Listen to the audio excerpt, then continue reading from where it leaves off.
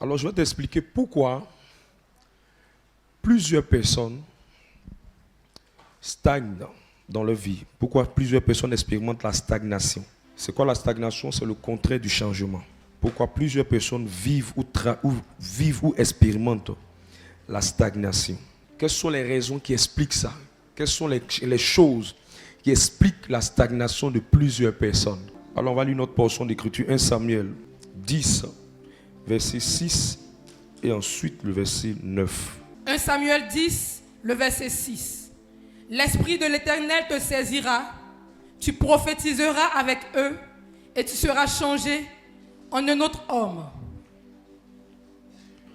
Verset suivant, le verset 9.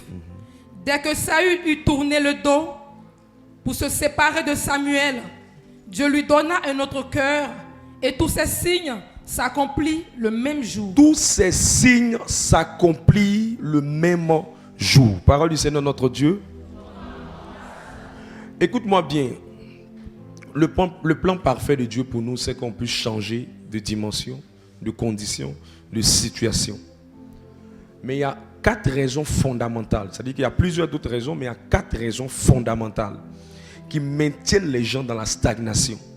Il y a 4 raisons qui expliquent la raison pour laquelle les gens peuvent rester au même niveau sans devenir une autre personne, sans être changés en un autre homme.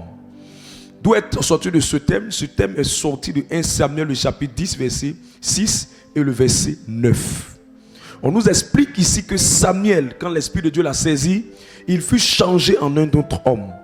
Mais avant qu'il soit changé en un autre homme, Samuel a été changé à l'intérieur de lui. C'est ce qui nous a permis de comprendre certaines vérités importantes sur le cœur, dont j'ai pris la peine de parler le premier jour, de parler le deuxième jour, et nous sommes aujourd'hui le 3e jour, qui est notre soirée de délivrance. Qui croit que le Seigneur va le faire sortir de cette captivité? Ok, la première raison qui explique la stagnation de beaucoup de personnes, qui fait qu'ils demeurent dans les mêmes circonstances année après année, la première raison c'est le péché. La première chose c'est le péché. Montrez-moi quelqu'un qui demeure dans les mêmes situations, les mêmes circonstances depuis plusieurs années et il ne voit pas sa vie être changée. La première raison c'est le péché. Isaïe 59 verset 1 à 2. Ésaïe 59 à partir du verset 1. Non, la main de l'Éternel n'est pas trop courte pour sauver. La main de l'Éternel n'est pas trop courte pour sauver. Ni son oreille trop dure pour entendre. Ni son oreille trop dure pour entendre. Mais ce sont vos crimes qui mettent une séparation entre vous et votre Dieu. Ce sont vos péchés qui mettent une séparation entre vous et votre Dieu. Ce sont vos péchés qui vous cachent sa face. Ce sont vos péchés qui vous cachent sa face. Et l'empêchent de vous écouter. Et l'empêchent de vous écouter. La première chose qui fait que les gens restent longtemps dans la stagnation et ils ne bougent pas, rien ne change, rien n'évolue. Quand ils sentent un changement, c'est un changement qui est minime. C'est un changement qui n'est pas considérable et remarquable. Alors que la Bible dit que tes progrès soient évidents. Ça veut dire que tout progrès ou tout changement doit être appréciable à l'œil nu. Alors demande à ton voisin, est-ce que le changement que tu vis en ce moment, on peut voir ça à partir de nos yeux?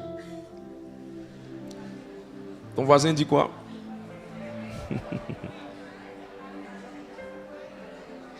C'est pourquoi Esaïe dit le problème c'est pas Dieu. Le problème c'est pas la main de Dieu. Le problème c'est pas l'action de Dieu. Le problème c'est pas l'agir de Dieu. Le problème c'est pas la manifestation de Dieu. Le véritable problème c'est le péché. Maintenant, ce qui fatigue plusieurs personnes, c'est la séduction qui est cachée derrière le péché. Ce qui fatigue plusieurs personnes, c'est comme le mystère que j'appelais la séduction cachée derrière le péché. Quiconque vit dans le péché, il va avoir l'impression que tout va bien pour lui. Quiconque vit dans le péché va constater que tout est en train d'aller de l'avant. Et il va se laisser séduire en pensant que parce que tout va bien en ce moment, c'est le signe que tout ira mieux plus tard. Et avant qu'il va se rendre compte, tout va commencer à stagner, tout tout va commencer à sombrer, tout va commencer à descendre, tout va commencer à s'écrouler. On lui posera la question où c'est arrivé. Il va accuser toute autre chose, sauf le péché dans lequel il s'est trouvé. Quand quelqu'un pêche, ce n'est pas le problème. C'est quand quelqu'un prend plaisir au péché, c'est là que ce problème arrive. Quand quelqu'un tombe, ce n'est pas le problème. Parce qu'il a dit que le juste tombera 7 fois. Donc le problème, ce n'est pas le fait de tomber. Le problème, c'est le fait de dormir dans le péché. Le problème, c'est le fait de s'écrouler dans le péché. Le problème, c'est le fait de s'approfondir dans le péché. Le problème, c'est le fait de s'apaisantir dans le péché. Le problème, c'est le fait d'être à l'aise dans le péché. Et quand quelqu'un est dans cette condition, il voit que les choses avancent, il voit que les choses bougent, il voit que les choses changent, et il se séduit en se disant, mais tout va bien, je suis dans le péché, tout va bien, je suis dans le péché, et il ne comprend pas que ça réussit jusqu'à ce que, ça avance jusqu'à ce que, son commerce bouge jusqu'à ce que, son affaire bouge jusqu'à ce que, sa carrière bouge jusqu'à ce que ce péché dans lequel tu prends plaisir finit tôt ou tard par gâcher quelque chose dans ta vie. Tôt ou tard par gâcher quelque chose dans ta vie. Je prie pour toi que cette séduction-là sorte de ton cœur. Je prie pour toi que cette séduction-là sorte de ton cœur. C'est pourquoi le fils prodigue, quand il a quitté son papa et qu'il a pris les biens que son papa lui avait donnés, au départ tout allait très bien, mais à un moment donné il n'a rien vu dedans. Il a commencé à se retrouver dans la pauvreté. Les gens diront que cette pauvreté est venue parce qu'il avait fait le gaspillage. C'est vrai qu'il y avait le gaspillage à la base, mais le gaspillage qui est venu au péché dans lequel il s'est retrouvé. Quel était le péché? C'est qu'il avait pris plaisir à la débauche. À un moment donné, ce qui fait que beaucoup de personnes finissent par tomber. Ce n'est pas le problème dans lequel ils sont. C'est parce qu'à un moment donné, ils ont commencé à flirter avec le péché. C'est à un moment donné, ils ont commencé à plaisanter avec le péché.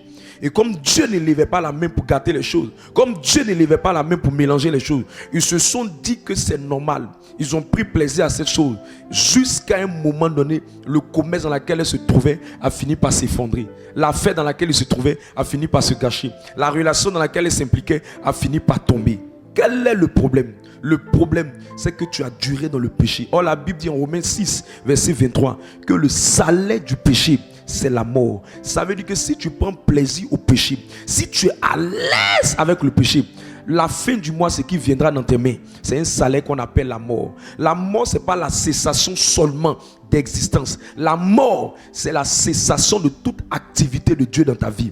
La mort, c'est la cessation de toute intervention de Dieu dans ta vie. La mort, c'est la cessation ou la rupture de toute protection de Dieu dans ta propre vie. Et qu'est-ce qui a fait ça? C'est parce que tu as plaisanté avec le péché.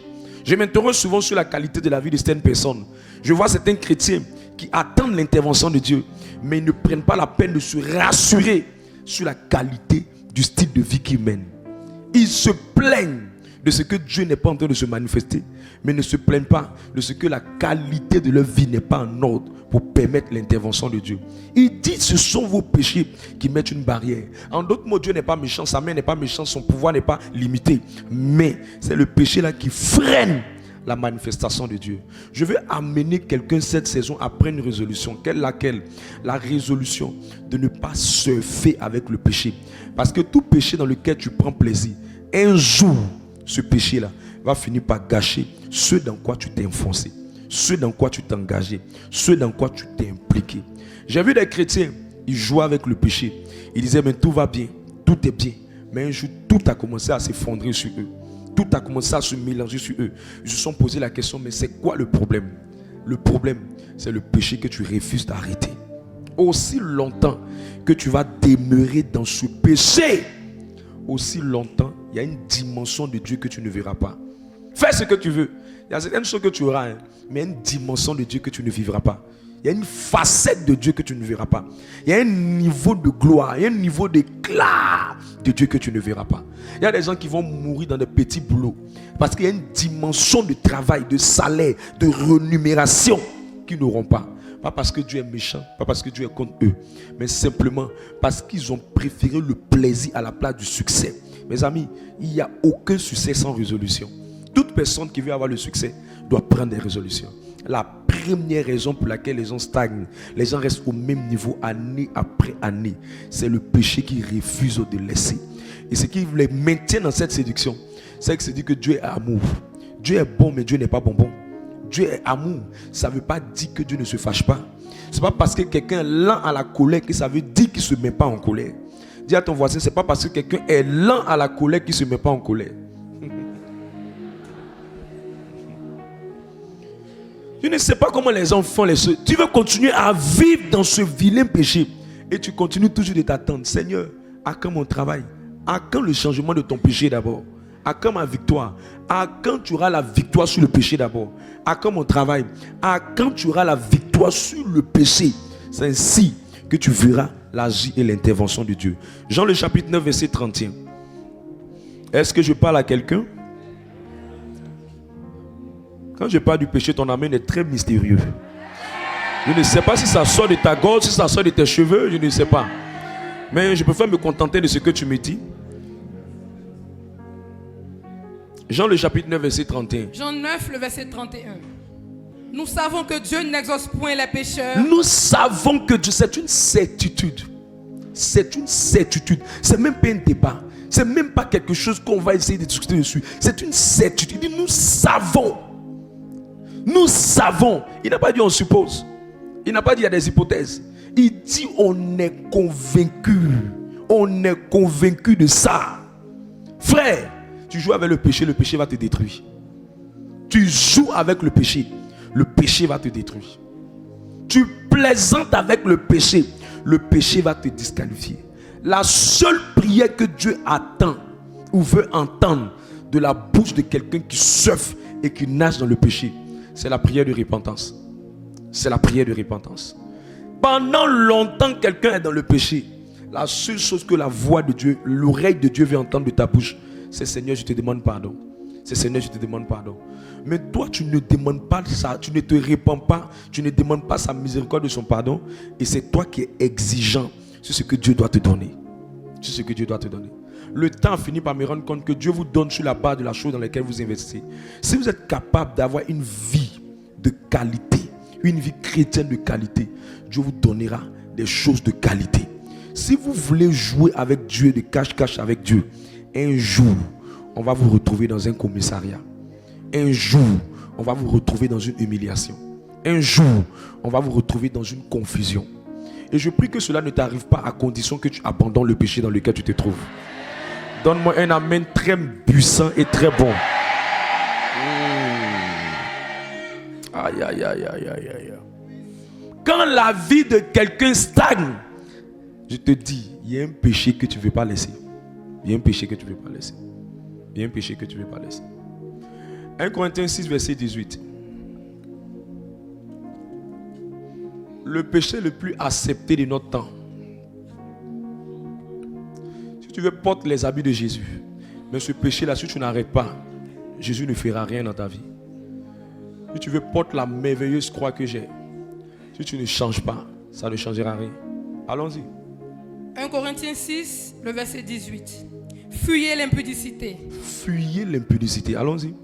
Quelques autres péchés qu'un homme commette, ce péché est hors du corps. Ça veut dire que tous les autres péchés là sont en relation peut-être avec le cœur, une autre partie de toi.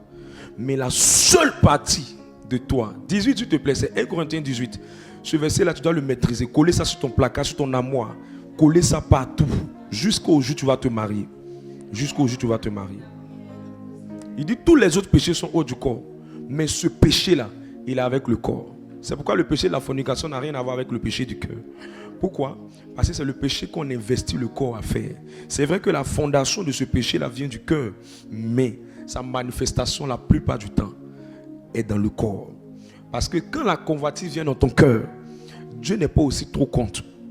Mais c'est lorsqu'elle quitte ton cœur pour aller vers ton corps que Dieu commence à être contre. Regarder les fesses d'une femme une fois, ce n'est pas un problème. Mais si tu commences à regarder ça 2 à 3 fois, un jour, tu chercheras ces fesses-là pour coucher avec ça.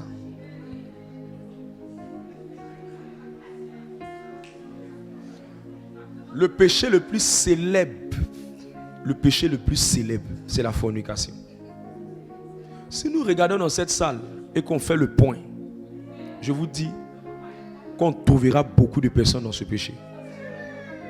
Je vous dis. Je vous dis. Je ne sais pas comment quelqu'un peut avoir le courage de surfer avec un tel péché et s'attendre à la gloire de Dieu. Non.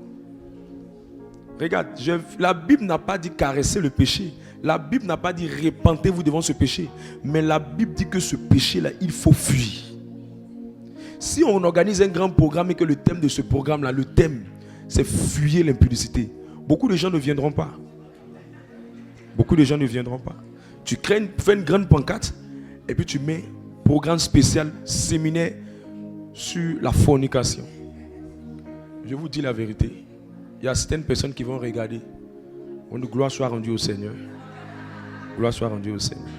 Gloire soit rendue. Parce que c'est difficile pour les gens de laisser. Mais ce n'est pas impossible. Regarde ton voisin. Dis-lui, tu es sûr que tu n'es pas dans cette chose-là. Regarde, il ne pourra pas te regarder dans les yeux.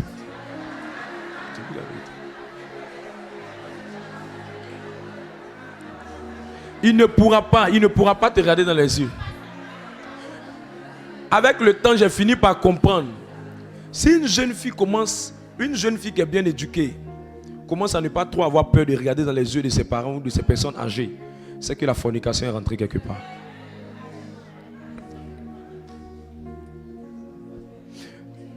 Là où je stationne souvent le véhicule pour rentrer à la maison, il y a une jeune fille qui vend quelque chose là-bas. Ma femme la salue, elle répond très bien. Quand moi je la salue, pour répondre c'est un peu difficile. Et ma femme a remarqué cette attitude-là. Et puis j'ai dit à ma femme, laisse tomber. Sûrement que son gars a la même forme que moi.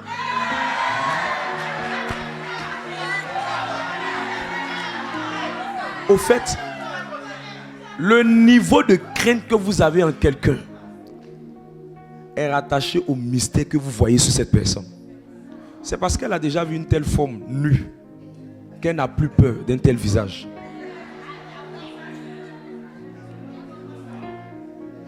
Je veux te dire qu'à un moment donné, quand tu n'es pas dans la fornication, tu as un certain respect pour les choses saintes. La fornication, c'est un péché qui est très dangereux. Très dangereux. L'un des sujets que j'ai commencé à développer quand je me suis donné au Seigneur, je voulais savoir, est-ce qu'embrasser était un péché? Je suis allé à la librairie de Sœur Pauline. J'ai regardé beaucoup de livres qui parlaient sur la fornication. Quand j'ai étudié les livres, je me suis rendu compte que tous les livres parlaient de ça. Je me suis posé la question, mais Dieu, ça fait quoi si on s'embrasse? Ça fait quoi si on s'embrasse? C'est là que cette révélation m'est venue. Je peux te donner la révélation? Dieu m'a dit, le problème n'est pas le sexe. Le problème c'est, est-ce que la personne avec qui tu es en train de t'embrasser là, est-ce que tu vas la marier?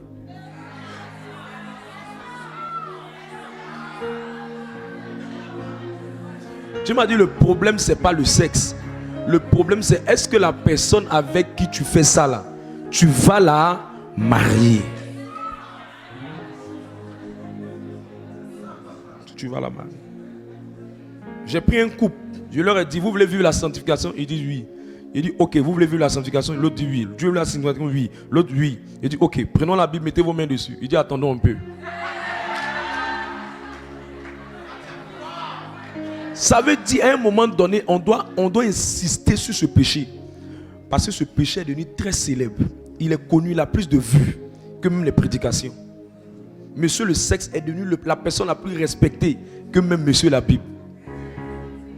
Je vous dis la vérité. Mais je prie qu'une nouvelle génération soit suscitée par le feu de Dieu. Celui qui me donne un amen puissant, le péché le quitte.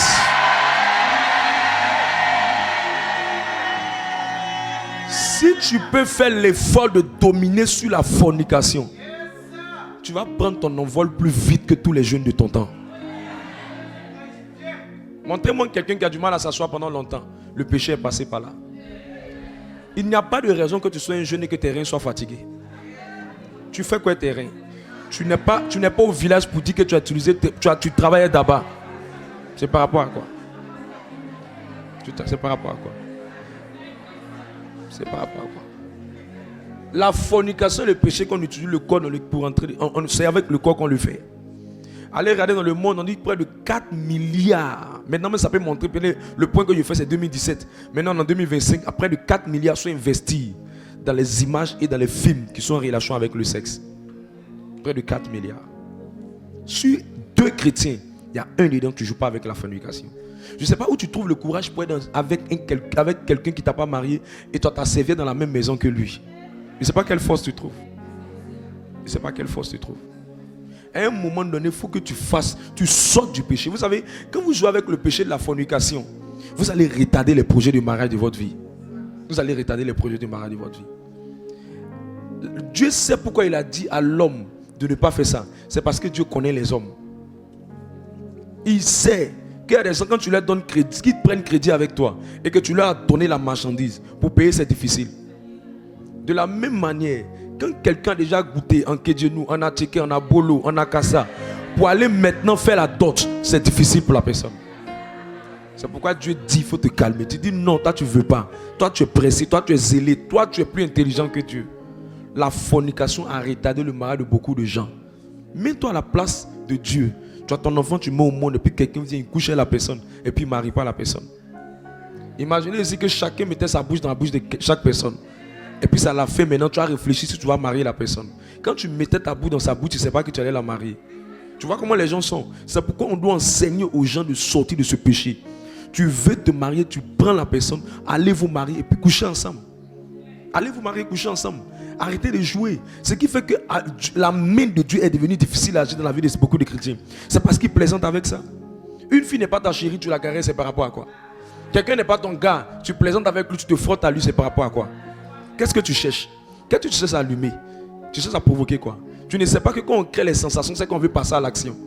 Mais tu crées des sensations, maintenant tu t'étonnes que la personne veut passer à l'action envers toi. C'est pas normal.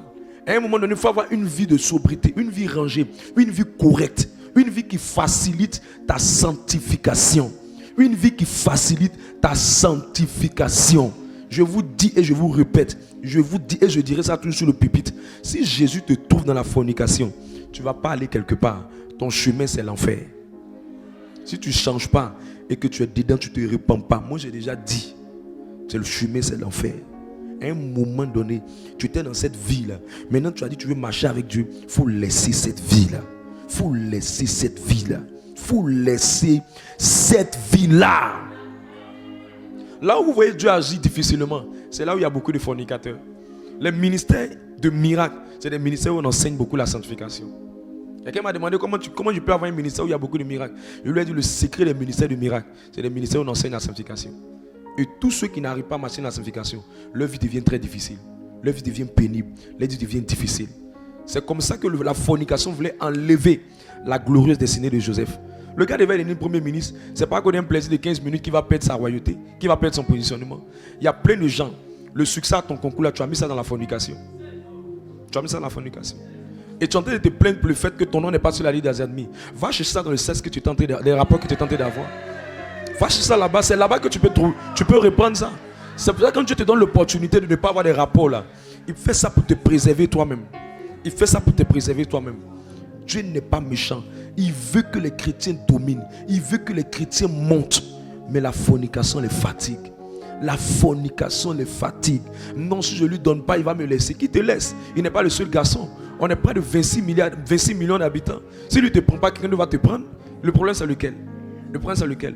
Le nez qu'il a, quelqu'un d'autre a ça. Le fond qu'il a, quelqu'un d'autre a ça. La tête qu'il a, quelqu'un d'autre a ça. Son petit cerveau là, mais quelqu'un d'autre a ça. C'est par rapport à quoi? Tu te stresses pourquoi? Tu t'embrouilles pourquoi? Tu te paniques pourquoi? Tu peux prendre la décision. Ce que j'ai remarqué, c'est que tous ceux qui se sont engagés dans le chemin de la sanctification, leur mariage a frappé, leur travail a frappé, leur promotion a frappé. Peu importe le temps que ça prend, mais ça finira toujours par venir dans qualité. Maintenant, je peux te dire quelque chose. Tu me diras, mais il y a des gens qui sont partis dans la fornication, qui ont une certaine chose. Tout péché que tu n'as pas traité, tu vas traiter ça. Le problème qui va venir derrière le péché, les conséquences là, tu vas subir ça plus tard. Tu vas subir ça plus tard. Tu auras un mari fornicateur et tu seras en train de pleurer par rapport à l'adultère qu'il a eu envers toi. Tu sais pourquoi l'adultère est rentré dans la maison? C'est parce que toi, mais tu n'as pas pris la peine de traiter la fornication. C'est pour ça que ce même problème est venu. Donc même si tu n'as pas traité le problème avant, que Dieu t'a fait miséricorde, t'a fait entrer, si tu ne rattrapes pas ça par une profonde vie de sanctification, ça sera difficile. Un homme qui est habitué au sexe, même si ce mari ne sera pas fidèle à sa femme, il ne sera pas fidèle. Parce qu'il aura des périodes où la femme ne sera pas dans les conditions pour que tu aies des rapports avec elle. Tu feras comment? Tu n'as pas appris à te maintenir. Une femme qui n'a pas appris à se sanctifier, cette femme va finir par tromper son mari. tromper son mari avec son patron, tromper son mari avec ses collègues. Où elle a appris ça? Elle a appris ça dans les périodes où elle n'avait pas pris la peine de traiter la question de la sanctification. Ça veut dire, ceux que tu vois qui ont forniqué et qui sont allés se marier, ça les a rattrapés là-bas. C'est pas, ils ne vont pas te dire, ça chauffe. Ça chauffe même. Ça chauffe. Parce qu'ils ne savent pas comment ils ont fait pour se retrouver dans ça. Donc si je suis en train de te parler, n'essaie pas de contredire la vérité de l'évangile en essayant de penser à ton frère ou à ta soeur qui est rentré dans le mariage sans vivre une vie de sanctification. Elle sait ce qu'elle est en train de vivre dans son foyer.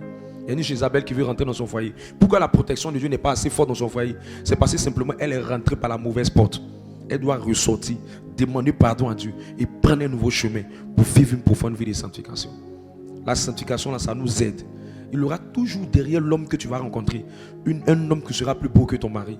Il y aura toujours une femme qui sera plus belle que ta femme. Ce qui va te garder, c'est la sanctification que tu as appris à développer pendant que tu n'avais pas de gars, pendant que tu n'avais pas de femme. C'est cette période-là que tu as appris là, qui va faire que tu vas te contenter de la femme que tu as eue et du mari que tu as eu. Dieu connaît notre vie, il connaît notre corps. C'est pour ça qu'il a dit vivons dans la sanctification. Dans la sanctification. Je ne sais pas, tu es pressé, tu vas où? Je ne sais pas qu'est-ce qui te poursuit. Je ne sais pas pourquoi tu paniques. Je ne sais pas qu'est-ce qui t'agite. Tu es trop pressé. Tu prends quelqu'un, vous vous mariez à 15h, vous couchez ensemble à 18h. C'est tout. C'est pas compliqué, c'est pas compliqué. Ou bien c'est compliqué ça? Que le Seigneur t'accorde sa délivrance. Que le Seigneur t'accorde sa délivrance. La deuxième raison qui fait que la stagnation vient dans la vie de certaines personnes, c'est la résistance divine. Genèse 11, 1 à 7. C'est la résistance divine. Quelquefois, ce n'est pas ton péché qui te bloque, mais c'est Dieu lui-même qui a décidé de te résister. C'est Dieu lui-même qui te bloque. Genèse 11, 1 à 7. Allons vite. Genèse 11, le verset 1. Toute la terre avait une seule langue et les mêmes mots. Et les mêmes mots. Comme il était parti de l'Orient, ils trouvèrent une plaine au pays de Shinéar et ils y habitèrent. Merci, continue. Ils se dirent l'un à l'autre, allons, faisons des briques et cuisons-les au feu. Et la brique leur servit de pierre et le bitume leur servit de ciment. Le bitume leur servit de ciment. Ils dirent encore, allons, bâtissons-nous une ville et une tour dont le sommet touche le ciel et faisons-nous un nom afin que nous ne soyons pas dispersés sur la face de toute la terre. Tandis que le plan de Dieu en Genèse le chapitre 1 verset 28, c'est Dieu les bénit. Il a dit soyez féconds. Genèse 1 verset 28. Il a dit soyez féconds, multipliez, assujettissez, remplissez. Remplissez. Remplissez. Ça dit que le plan parfait de Dieu c'est le remplissage, c'est le débordement, c'est l'élargissement, c'est la multiplication. Eux, ils ont décidé de construire quelque chose où ils ne vont pas être dispersés, où ils vont rester dans le même lieu, où ils ne vont pas se répandre, où ils ne vont pas se multiplier. Alors que Dieu lui veut que les gens se multiplient. Dieu lui veut peupler, Dieu lui veut augmenter. Dieu veut que si tu avais un, tu puisses avoir deux. Dieu, si tu avais trois, il veut que tu puisses avoir six. Dieu veut multiplier, Dieu veut se répandre. Eux, ils veulent bâtir une tour bien grande, un gratte-ciel, où ils sont dedans, ils font ce qu'ils veulent, ils sont à l'aise, ils sont en paix. Continue. Le verset 5. L'Éternel descendit pour voir la ville et la tour que bâtissaient les fils des hommes.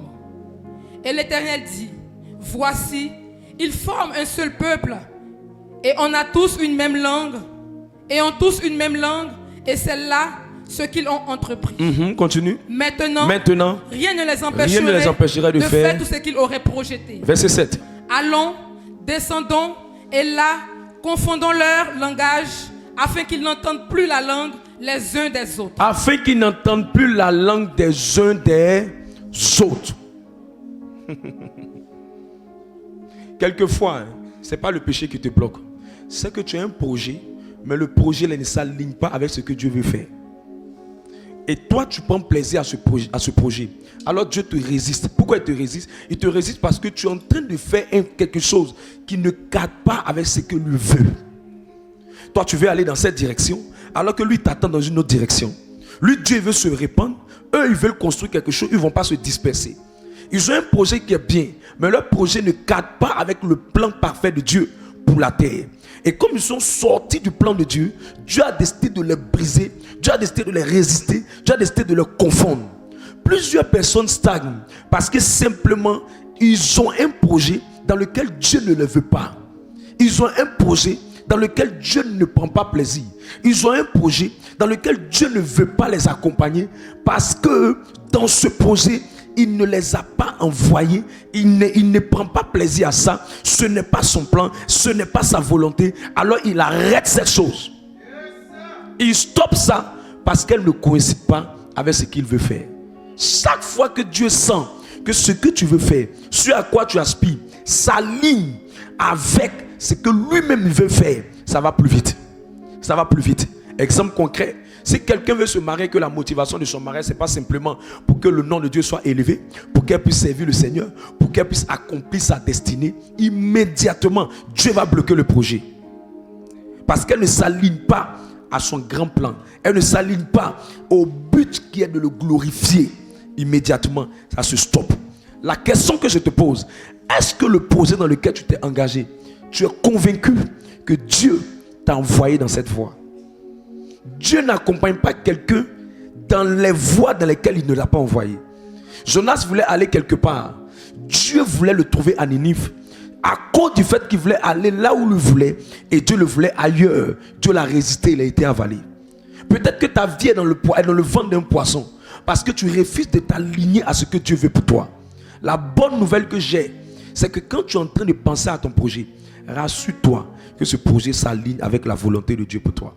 Sinon, il aura un obstacle quelque part, il aura un blocage quelque part. C'est pourquoi l'activité de beaucoup de gens, le travail de beaucoup de personnes, c'est arrêter, c'est stopper, c'est bloquer, parce qu'ils n'allaient pas dans le sens de Dieu. Anne cherchait un enfant, mais elle cherchait un enfant juste pour elle-même. Elle n'a jamais eu. C'est le jeune qui a commencé à chercher le roi de Dieu, le prophète dont Dieu avait besoin. Dieu lui a donné son enfant. Je ne sais pas où tu veux aller, dans quelle direction tu veux aller, mais rassure-toi que ce plan-là est aligné avec ce que Dieu veut pour toi. Si c'est hors de ce que Dieu veut pour toi, crois-moi, tu seras frustré. Tu seras frustré. C'est pourquoi quelqu'un peut bien commencer et peut mal terminer. Il commence bien, ça marche bien, mais comme ça ne s'aligne pas au plan du Seigneur, Dieu finit par détruire cette chose. Alors la question à te poser, Dieu m'a-t-il envoyé dans le chemin dans lequel je vais, ou c'est moi-même qui m'envoie? Dieu m'a-t-il envoyé dans le chemin dans lequel je vais, ou c'est moi-même qui m'envoie? Est-ce que c'est moi-même qui m'envoie? Si tu sens trop de résistance, il est fort probable que c'est Dieu qui est en train de te résister. La troisième raison qui explique la stagnation de beaucoup de personnes, c'est la qualité de leur cœur. C'est la qualité de leur cœur. C'est la qualité de leur cœur. Aussi longtemps que ton cœur ne s'aligne pas avec ce que Dieu te réserve, crois-moi, tu n'auras pas. Prie en langue, prie en chinois, en coréen, prie en athien, en hébreu, en bété. Crois-moi, tu ne l'auras pas. Parce que c'est pas ce que tu demandes le problème, c'est le cœur. Est-ce que ça correspond à ce que tu es en train de demander? Il y a de grandes choses que Dieu t'a réservées, mais Dieu veut se rassurer que les grandes choses que tu lui demandes là, ton cœur va avec ça. Toute chose dont ton cœur ne peut pas gérer, ça va finir par te détruire. C'est pourquoi même quand les médecins donnent les médicaments, ils demandent d'abord toi-même ton état de santé avant de te prescrire des médicaments. Pourquoi? Parce qu'il y a des médicaments qui sont faits pour guérir la maladie, mais ton corps ne peut pas supporter à cause de ton système immunitaire, à cause de ton groupe sanguin, à cause de ton état de santé. Est-ce que c'est le médicament le problème? Non. Mais ton corps ne peut pas supporter le médicament. De même, ce n'est pas le mariage que tu demandes là qui est le problème. Ce n'est pas le travail que tu demandes là qui est le problème. Ce n'est pas le voyage que tu demandes qui est le problème. C'est le cœur que tu as. Est-ce qu'il a la qualité nécessaire pour attraper ce que tu veux? C'est pourquoi à un certain moment, quand tu sens une stagnation, ta prière ne doit plus être concentrée sur ce que tu veux posséder, mais ta prière doit être concentrée sur la qualité de ton cœur. Et il y a trois choses qui permettent de voir à l'intérieur du cœur de quelqu'un qu'il est en train d'avoir une bonne motivation. Parce que l'élément essentiel qui montre que quelqu'un a un bon cœur, c'est la motivation, l'intention qui est dans le cœur de cette personne. Quelqu'un est avec moi? Quelqu'un est avec moi? Tant que ton intention, ta motivation sont mauvaises, tu vas jeûner et prier, tu n'auras jamais. La différence entre deux hommes de Dieu qui prêchent l'évangile, au niveau de l'impact dans le ministère, c'est lié au cœur de l'homme de Dieu. C'est lié au cœur de l'homme de Dieu. Dieu ne va jamais te donner une grandeur que ton cœur ne peut jamais gérer. S'il sent que cette grandeur va créer l'orgueil, s'il sent que cette grandeur va créer la perversion, s'il sent que cette grandeur va créer en toi la manipulation, il ne te donnera pas. C'est pourquoi un homme qui veut aller loin prie beaucoup pour son cœur. L'une des choses qui a fait que David était l'homme selon le cœur de Dieu, c'est pas que David ne péchait pas. David péchait. Mais la particularité de David, c'est que la prière que David faisait permanemment en le psaume 51, verset 10 à 11, il dit: oh Dieu, crée en moi un cœur pur, un esprit bien disposé. Si un tel grand homme passait tout son temps à prier pour son cœur, et que Dieu a dit qu'il est l'homme selon son cœur, ça veut dire que nous aussi, plus on aspire à de grandes choses, plus on doit protéger notre cœur. On doit prier pour notre cœur. C'est pourquoi Proverbe 4, verset 23 dit: garde ton cœur plus que toute chose, car c'est de lui que proviennent les sources de la vie. Ce que la vie te donne doit s'aligner à la qualité du cœur que tu as. Homme de Dieu, je fais comment pour avoir un bon cœur? Je vous ai dit, si vous ne priez pas vous-même pour votre cœur, Dieu lui-même va utiliser les frustrations, la souffrance, l'humiliation, l'injustice pour traiter votre cœur. Il y a des saisons de ta vie, tu te poses les questions: mais pourquoi les gens m'en veulent? Pourquoi les gens me fatiguent? Pourquoi ces 2 temps je fais beaucoup d'histoires avec les taximètres? Pourquoi de 2 temps je fais beaucoup d'histoires avec les chauffeurs de Baka? Écoute, ne te plains pas des personnes qui sont vers toi, parce qu'en tant qu'enfant de Dieu, le hasard n'existe pas. C'est Dieu qui est en train d'amener ces controverses-là pour essayer de te présenter ton cœur. C'est pour ça que quelqu'un a dit: quand je demande à Dieu l'humilité, il me donne beaucoup d'argent pour voir si je suis orgueilleux. Quand je demande à Dieu la maîtrise de soi, il m'amène beaucoup de gens pour me provoquer. Chaque fois que vous demandez un cœur meilleur, quand Dieu veut traiter votre cœur, il vous envoie les opposés ou les opposants du type que vous demandez. Si vous demandez là un cœur qui est pur, il vous amènera beaucoup de tentations. Si vous demandez un cœur qui est humble, il vous amènera des situations pour voir votre niveau d'humilité. Si vous demandez un cœur qui est doux, il vous amènera des gens pour marcher sur votre pied. Ce n'est pas les gens le problème. C'est la prière que tu as fait là. Dieu est en train de traiter ton cœur au travers de ça. Si tu commences à dire: pourquoi les gens disent ça de moi? Pourquoi les gens parlent comme ça de moi? Pourquoi les gens disent ceci de moi? Ce n'est pas les gens le problème. Même si ces gens-là disparaissaient de la terre, que tu partais les enterrer à William Civil, Dieu susciterait une autre personne venue faire la même chose. Parce que le problème, ce ne sont pas eux. Le problème, c'est Dieu qui est en train de changer ton cœur. En train de changer ton cœur. En train de changer ton cœur. Je peux te dire quelque chose? Tu auras le type de mari qui correspond au cœur que tu as. Tu auras le type de patron qui correspond au cœur que tu as. Ton patron est comment? Il ne paye pas ton salaire? C'est parce que ton cœur est comme ça. Au fait, Dieu pour te faire apprécier quelque chose te fait vivre le contraire. C'est de ça qu'est sorti l'adage: on apprécie le bonheur lorsqu'on l'a perdu là. Ça veut dire que tout ce qui va venir pour te faire du bien là, Dieu envoie d'abord le contraire. Pour que tu puisses comprendre l'injustice, la souffrance, l'humiliation. Et si tu ne veux pas ces choses-là, c'est de toi-même travailler sur ton cœur. Et comment tu travailles sur ton cœur?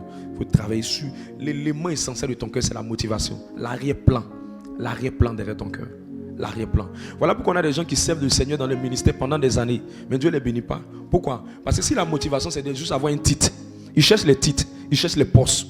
Ils cherchent à porter le titre pour faire les nanans rois 4, les nanans rois 6, les nanans rois 7, pour faire la chefferie dans le ministère.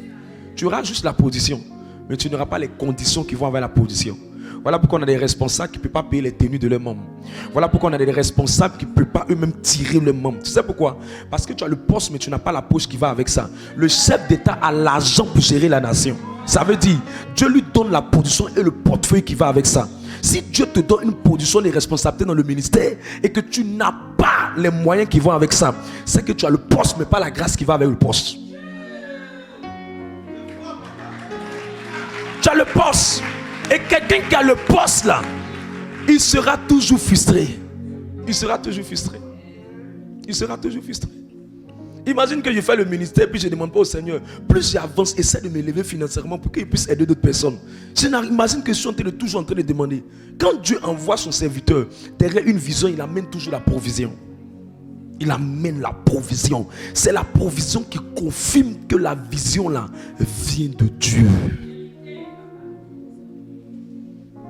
Je parle à quelqu'un. Voilà pourquoi, quand tu veux traiter ton cœur, traite l'arrière-plan, ce qui est derrière. 3 choses que tu dois rechercher quand tu veux avoir des très bonne disposition de cœur. La première chose, il ne faut jamais chercher la gloire personnelle, cherche toujours la gloire de Dieu. La question à se poser, dans ce dans quoi je suis en train de demander au Seigneur, le travail, le mariage, l'enfantement, le voyage, où est la gloire de Dieu dedans? Où est la gloire de Dieu dedans? Où est la gloire de Dieu dedans? Où est la gloire? Où est la gloire? Je ne sais pas, mais j'ai une colère comme ça. Quelle histoire de vouloir porter une alliance sur ta main alors que tu n'es pas marié? Je ne sais pas. Je ne sais pas. Je ne sais pas. Tu veux prouver quoi? À quelle planète?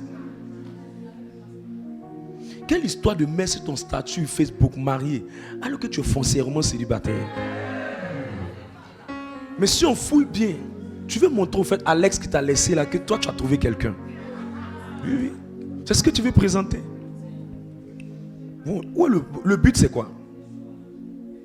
Le but c'est quoi? C'est une gloire personnelle. C'est une mauvaise gloire. Dieu ne bénit pas ça. Dieu ne bénit pas ça. Tout ce que tu fais, cherche à ce que Dieu prenne la gloire. Cherche à ce que Jésus soit élevé dedans. Cherche à ce que Jésus soit glorifié dedans. Deuxième chose pour avoir une bonne motivation, il faut te rassurer que dans ce que tu demandes, tu vas servir les autres avec ça. Chaque fois qu'un homme commence à être utile pour les autres, Dieu se bat pour être utile pour sa vie.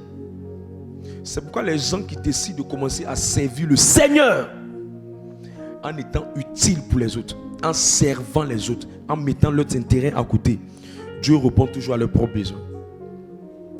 Une grâce qui est sur le ministère qui est forte comme ça, logiquement tu dois penser comment j'ai fait pour servir dans la maison. Comment j'ai fait pour être utile dans cette maison.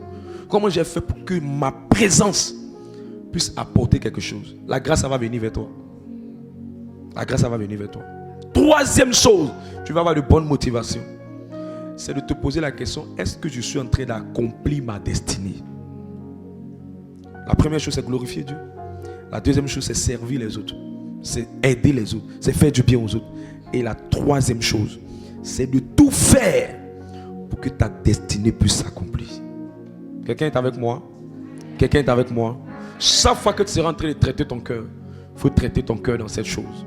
Traite ton cœur dans cette chose. Traite dans ton cœur dans cette chose. Quelqu'un est avec moi, mais il est parti à la maison. La quatrième et la dernière chose qui explique la stagnation de plusieurs personnes, ce sont les activités démoniaques. Précisément les autels sataniques. Daniel 10, verset 12. C'est sur ça que je vais m'appesantir. Et nous allons axer sur la délivrance. Daniel 10, le verset 12. Il me dit, Daniel, ne crains rien. Ne crains rien. Car dès le premier jour, où tu as eu à cœur de comprendre, et de t'humilier devant ton Dieu, tes paroles ont été entendues. Et c'est à cause de tes paroles que je viens. Le chef du royaume de Perse m'a résisté 21 jours, mais voici, Michael, l'un des principaux chefs, est venu à mon secours et je suis demeuré là auprès des rois de Perse. C'est-à-dire qu'il y a un démon qui l'a résisté. Est-ce que Daniel ne priait pas selon la volonté de Dieu? Si. Est-ce que Daniel n'était pas en train de prier? Si. Est-ce que Daniel n'était pas pu? Oui. Est-ce que Daniel péchait? Non. Il n'était pas dans le péché, il était dans la volonté de Dieu, il faisait ce qui était correct. Mais des démons se sont levés contre lui. À un moment donné, quand vous voyez quelqu'un qui est en train de stagner, c'est que ce qui est en train de venir dans sa vie là, c'est une souffrance imposée. Il y a des gens qui disent que non, la souffrance que je vis là, je suis en train de porter ma croix. Non. Il y a ce qu'on appelle des souffrances permises et puis il y a ce qu'on appelle des souffrances imposées. Les souffrances permises sont les souffrances dans lesquelles Dieu se glorifie. Il te fait passer par des moments de tribulation, mais à la fin, il t'en prend la gloire. Il glorifie son nom, il t'élève. Mais les souffrances imposées, que les gens disent je porte ma croix, non. La finalité ou le but même de la croix, c'est le triomphe. La croix, c'est l'élévation. La croix, c'est la gloire. Chaque fois que quelqu'un dit je suis en train de porter ma croix, en d'autres mots en disant je suis en train d'accepter ma souffrance, qu'il fasse attention, qu'il discerne bien. Parce qu'il y a des fois où ta vie stagne, parce qu'il y a un démon qui est en train de t'imposer une certaine souffrance. Imposer une certaine souffrance pour te maintenir. Et Daniel ici dans notre contexte, les démons étant de le bloquer, sa prière, il fait tout ce qu'il doit faire, mais les démons sont en train de bloquer la prière. Mais Daniel était un grand serviteur de Dieu. Les autres fois où Daniel priait en Daniel 9, il était exaucé. On dit en Daniel 9, verset 25, un ange d'un vol rapide et agit. Mais pourquoi cette fois-ci un démon est venu bloquer? Où est Dieu? C'est parce que derrière le démon qui était caché, il y avait un autel. Et l'autel, c'était un autel spirituel. C'était un autel démoniaque. Il y a des gens souvent qui veulent changer de dimension, mais qui ne changent pas de dimension parce qu'il y a des démons qui les maintiennent. Il y a des démons qui les bloquent. Et les démons les bloquent à partir de quoi? À partir de la porte des autels. Luc 22, verset 31 à 32. Le Seigneur dit, Simon, Satan vous a réclamé. Satan vous a réclamé. Pour vous cribler comme le froment. Pour vous cribler comme le froment. Mais j'ai prié pour toi. Mais j'ai prié pour toi. Afin que ta foi ne défaille point. Afin que ta foi ne défaille point. Et toi, quand tu seras converti, affermis tes frères. Il y a 3 vérités qui ressortent de ce texte simplement. Luc 22, verset 31. Affiche-moi rapidement, s'il te plaît, s'il te plaît, s'il te plaît. Première chose, c'est que Simon avait gardé son ancien nom. Dans le contexte, il s'appelait Simon, il ne s'appelait pas encore Pierre. La première chose, c'est que le démon qui bloquait ne bloquait pas Pierre, mais il bloquait Simon. Or, Simon était son nom qu'il avait hérité, qui était son nom de famille ou son nom du village. Il y a des personnes qui ont des autels dans leur famille à cause du nom qu'ils portent ou à cause de l'homonyme qu'ils sont. Il y a des fois où on leur a donné des noms, mais c'est des noms qui viennent des esprits. Ou soit ce sont des noms qui sont rattachés à des homonymes. Et quand ces noms sont rattachés à des homonymes, est-ce que ton homo là lui-même il a réussi? S'il n'a pas réussi, ta vie sera la photocopie directe de ce que ton homonyme est. C'est pourquoi ici il s'appelait Simon, mais Satan le réclamait. Aussi longtemps qu'il portait le nom de Simon, la réclamation qui vient de l'autel là allait le manipuler. Mais aussi longtemps qu'il essayait de porter le nom de Pierre, la réclamation n'agissait pas. La deuxième vérité qui est rattachée à ce texte, c'est quoi? C'est qu'on dit au verset 32 que Simon, ta foi. Donc quand il y a des réclamations qui viennent des autels sur la vie de quelqu'un, même s'engager dans l'affaire de Dieu, c'est difficile. Il commence à prendre le chemin de la vie chrétienne, quelque chose le ramène derrière. Il commence un peu à prier, quelque chose le ramène derrière. Il commence un moment à avoir une vie de prière, quelque chose commence à éteindre sa vie de prière. Fais attention si à chaque fois tu essaies de te lever dans la prière, tu essaies de te lever, tu fais tout ce que tu dois faire, mais malgré ça tu n'y arrives pas. C'est qu'il y a un autel qui est caché derrière. La dernière ou la troisième vérité, c'est que Simon ici n'était pas affermi. Simon ici n'était pas converti. Parce que l'autel a bloqué la conversion de Simon, en d'autres mots le cœur de Simon. L'un des signes qui montre que quelqu'un a un autel qui tourmente sa vie, c'est que vous allez constater dans la vie de cette personne que la personne est manipulée dans son cœur. Il sent qu'il y a un esprit qui contrôle son cœur et qui manipule son cœur, qui tend son cœur vers d'autres choses, vers des mauvaises choses, vers des mauvaises actions, vers de mauvaises décisions. Exemple pratique, tu vas voir que quand c'est de bonnes personnes qui viennent dans la vie de cette soeur, elle ne veut pas. Mais quand ce sont les mauvais gars qui viennent dans sa vie, elle accepte. Quand ce sont les hommes mariés, elle accepte. Mais quand ce sont les hommes qui sont sérieux, qui sont sereins, qui sont bien, c'est comme si elle a du mal à accepter. Mais à la fin, elle se rend compte qu'elle a été manipulée. À la fin, elle se rend compte qu'elle a été abusée. À la fin, elle se rend compte que le gars l'a trompée. Tu peux pas être une fille puis tu es trompé une fois par un homme marié, 2 fois par un homme marié, 3 fois par un homme marié. Fais attention, tu n'es pas né bête. Il y a un démon derrière qu'on appelle un autel qui manipule ton cœur. C'est ce qui fait que quelqu'un peut être aussi dans un foyer. Ils se sont mariés bien, tout est doux. Et il y a un démon qui commence à tourner le cœur du mari. Le monsieur ne veut plus se sentir à l'aise dans le foyer. Il disparaît, il n'est plus présent. Il ne se sent plus en paix avec cette personne. Il n'y a rien de nouveau sous le soleil. C'est un autel qui est caché derrière, qui manipule la vie de cette personne. La troisième ou la quatrième chose, pour ceux qui notent, pour reconnaître qu'il y a un autel qui manipule la vie de cette personne, c'est que quand la personne est à quelques doigts d'avoir une bénédiction, une grandeur, ça échoue lamentablement et pitoyablement. La cinquième ou la sixième chose, pour ceux qui notent, lorsque tu veux connaître qu'il y a un autel dans la vie de quelqu'un, démoniaque dans la vie de quelqu'un, tu vas te rendre compte que la personne fait des rêves. Et dans ces rêves, la personne se retrouve permanemment, soit dans le village de son père, soit dans le village de sa mère, ou soit dans la famille dans laquelle il a grandi. Et si ce n'est pas dans ces différents endroits, il va se retrouver à l'école comme s'il était élève alors qu'il est étudiant, ou s'il était travailleur alors il se retrouve toujours en tant qu'étudiant. Quand ta vie est à reculons et tu es en train de toujours voir les rétroviseurs de ta vie, c'est le signe direct qu'il y a un autel qui veut te réclamer pour t'amener derrière. S'il n'y a pas quelqu'un pour t'orienter, pour prier, pour briser cet esprit, pour briser cette alliance, ça sera difficile pour toi. Parce que le mystère avec les autels, c'est que les autels sont plus puissants que les esprits mauvais. Les esprits mauvais sont des esprits qui viennent des actions négatives que vous avez posées. Mais les autels viennent des actions que des gens derrière toi ont posées en ton absence, ou même tu n'as aucune information sur cette notion. Et ils ont accès à toi.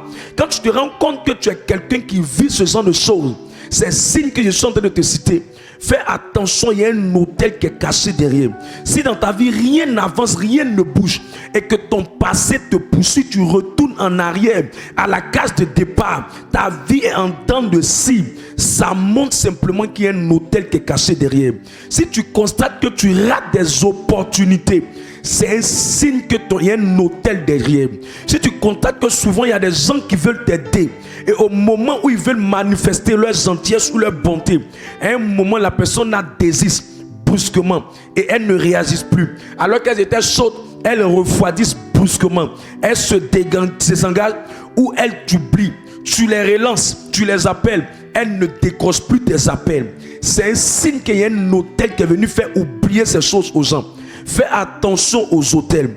Quand tu te rends compte que tu ne comprends plus rien dans ta vie, il y a un événement ou un phénomène dans ta vie de rejet total.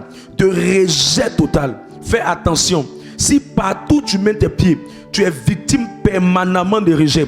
Si c'est des rejets de quelques jours, de quelques minutes ou de quelques temps, on peut tolérer. Mais quand tu es victime permanemment de rejet, comment tu sens ça? Partout où tu vas, tu as comme une forme d'opposition envers toi. C'est comme si tu deviens l'ennemi des gens facilement. Et au lieu de t'assister, ils deviennent tes ennemis pour te combattre. Fais attention. Il y a un autel qui est caché derrière. Quand tu connais des gens pour t'aider dans un domaine, mais les gens n'arrivent pas à t'aider, c'est le signe qu'il y a un autel derrière. Quelqu'un dit je vais t'aider pour ton test. Quelqu'un dit je vais t'aider pour ton voyage. Quelqu'un dit je vais t'aider pour ton concours. Et à la dernière minute, tu ne parles plus jamais de ça. Fais attention. Il y a un autel qui est en train de manipuler le cœur de cette personne dans le but de l'empêcher de faire ce qu'elle doit faire. Même quand tu investis, au départ, tu constates que les choses marchent bien. Et subitement, tout s'écroule, tout s'effondre. C'est le signe qu'il y a une chaîne qui a été envoyée par l'autel pour te saisir. Quand tu es dans une relation sentimentale, la personne t'aime bien et il te promet de te marier. Et après, tout devient compliqué, la personne se rétracte. Tu fais des signes, il ne réagit plus. Tu fais tout, il ne réagit plus. Une fois ça t'arrive, deux fois ça t'arrive. Fais attention, il y a un autel qui est derrière. Si dans ton rêve, tu te rends compte que tu es en train de voir permanemment le cimetière, c'est le signe que dans l'autel, il y a un esprit de mort qui travaille dans l'autel, dans le but de t'amener vers la mort. Si tu voyages et que tu n'arrives pas à destination, tu es en plein voyage mais tu n'arrives jamais. C'est le signe qu'il y a un autel qui ne veut jamais que tu accomplisses. C'est un autel de non-accomplissement. Si tu marches et tu n'arrives pas à destination, c'est pareil. Si tu fais une chute et que tu tombes d'un étage, tu tombes d'un immeuble, brusquement, fais attention, il y a un autel qui est caché derrière. Si tu es en train de courir et que tu te rends compte que tu as perdu tes tapettes, tes chaussures et tu ne retrouves pas, fais attention, il y a un autel derrière.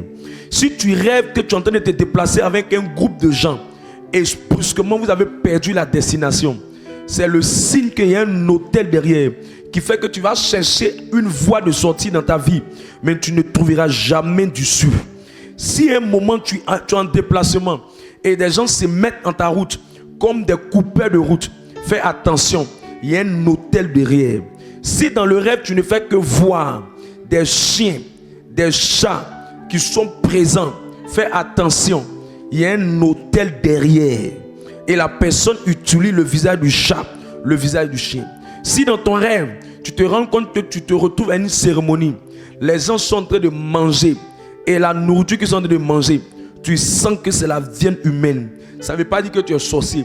Ça veut dire qu'il y a une programmation qu'ils sont en train de faire à quelqu'un qui est proche de toi ou à toi-même. Si tu cours et à un moment donné tes pieds s'entremêlent pendant que des chiens te poursuivent, ou si ce n'est pas des chiens, L'image dans la sorcellerie, l'image que Dieu utilise dans la sorcellerie, il utilise les corps habillés. Si tu vois souvent des corps habillés qui sont en train de te protéger, ce sont les anges. Mais s'ils sont en train de te poursuivre, c'est l'image d'un hôtel de sorcellerie qui est derrière. Quelqu'un est avec moi. Quand vous voyez tous ces signes, vous devez passer par la délivrance. Par la délivrance. Et par la délivrance. Sur le plan physique ou sur le plan humain, si tu te rends compte que ton caractère, il y a des choses que tu veux laisser. On te parle mais tu n'arrives pas. Tu n'arrives pas à laisser. Surtout si on t'a blessé, tu as du mal à laisser tomber. Tu as du mal à pardonner. C'est douloureux, c'est difficile. Tu peux garder ça pendant longtemps. Et c'est comme ça que tu es. Si tu veux savoir s'il y a un autel derrière, regarde s'il y a 3 ou 5 personnes dans ta famille qui ont la même attitude. C'est un autel qui est caché derrière. Si ce n'est pas le manque de pardon et que c'est la fornication, tu te rends compte que c'est comme ça que ton papa aussi était. Il était un succès de femme. Ton grand frère aussi est pareil. Toi aussi tu es comme ça. Et qui n'ont pas de foyer stable et qui sont des coureurs de jupons. Fais attention, tu n'es pas à l'abri. Il y a un autel derrière. Et cet hôtel-là peut t'amener au divorce si tu es marié. Cet hôtel-là peut t'amener à un moment à ne plus aimer ta femme si tu es marié. Ou si tu es une femme, ça peut t'amener à faire les mêmes choses. Si tu es dans une famille et tu te rends compte que c'est la colère qui est permanente, c'est qu'il y a un hôtel derrière. On peut beau vous parler, mais tant qu'on n'a pas détruit l'esprit, là, vous allez continuer toujours à agir de la même manière. Parce qu'il y a un démon qui est derrière, qui vient d'un hôtel. Quelqu'un est avec moi? Si tu te rends compte que tu es quelqu'un qui te décourage beaucoup, fais attention. Il y a un hôtel de mort qui est derrière. Parce que c'est cet hôtel-là qui te met dans l'apitoiement. Parce que voilà tous les synonymes du découragement. S'apitoyer sur son sort, être beaucoup triste, penser beaucoup à des expériences douloureuses et amères du passé. Tu n'arrives pas à t'en défaire. Tu es dépressif, tu stresses beaucoup, tu es paniqué. C'est la nature de cet hôtel-là qui te donne. L'hôtel là même là, c'est un hôtel de mort. Donc tout ce qui va avec la mort, c'est le stress. Tout ce qui va avec la mort, c'est la peur. Tout ce qui va avec la mort, c'est beaucoup de tristesse et de dépression. Dieu, quand il est quelque part, c'est un esprit de joie. C'est un esprit de foi. C'est un esprit de conviction. Dieu ne nous amène pas à nous apitoyer sur notre sort. Point oui, point non, tu pleures. Pour tout, tu pleures, tu paniques, tu as peur. Tu ne peux plus dormir. Fais attention, il y a un hôtel derrière. Si tu dors et tu sens la présence de quelqu'un qui te touche, et tu tournes, tu te rends compte que tu dors seul et il n'y a personne. Fais attention, il y a un hôtel qui a amené soit un esprit de mari de nuit, ou il y a un esprit humain de famille qui cherche à avoir accès à toi. Que Dieu te bénisse pour cette délivrance.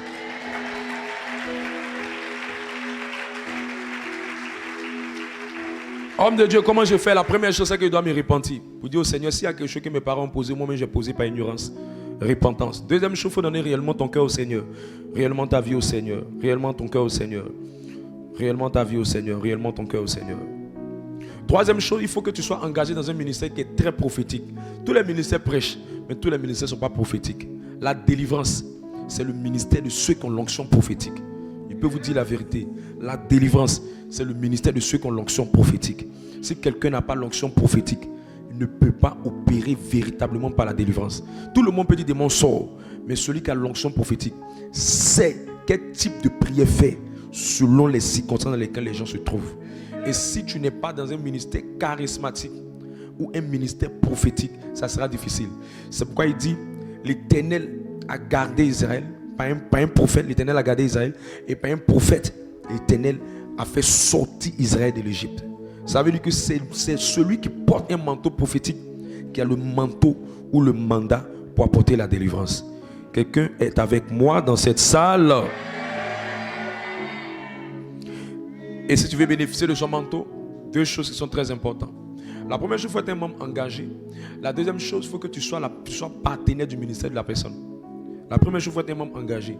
Si tu es un membre engagé, c'est que tu es très impliqué dans le ministère. Si les conditions ne te permettent pas d'être proche du ministère, il faut que tu sois un partenaire du ministère de la personne. C'est-à-dire qu'il faut t'arranger pour que la personne, son argent, tu bouffes. C'est ce que moi j'applique.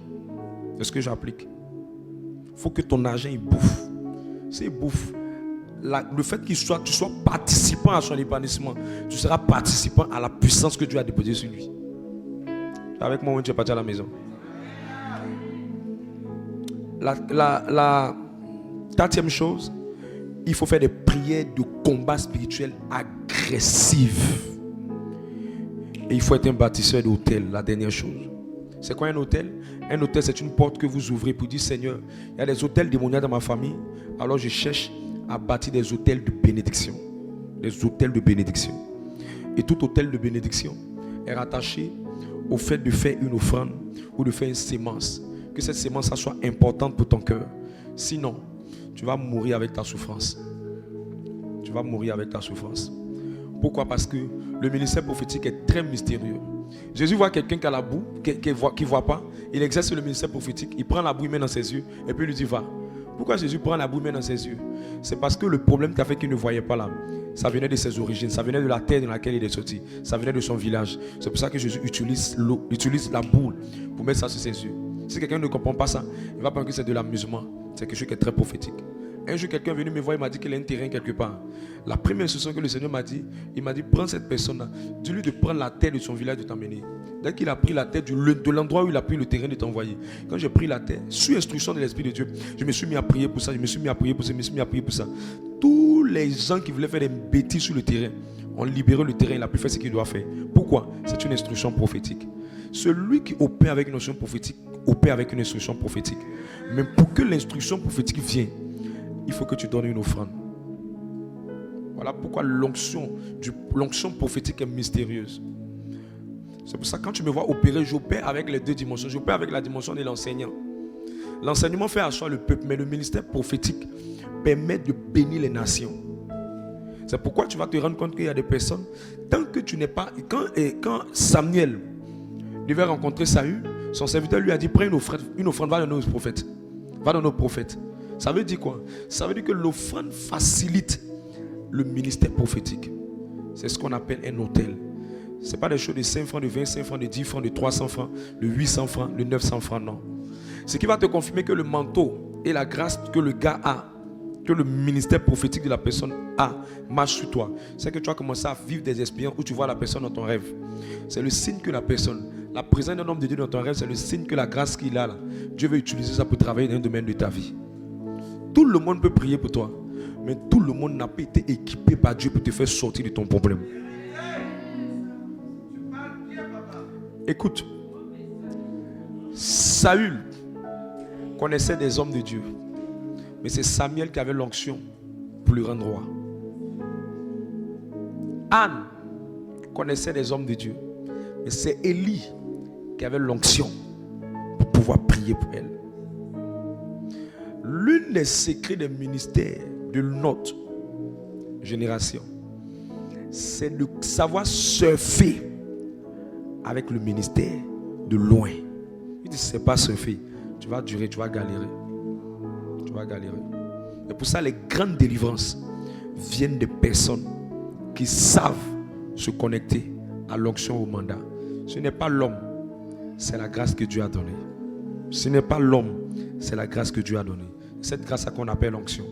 Maintenant, quand cette grâce-là, elle est multicolore sur quelqu'un et que la personne est restée fidèle pendant un certain moment au Seigneur, Dieu décide de transformer cette grâce-là en quelque chose qu'on appelle le manteau. Le manteau, c'est quoi?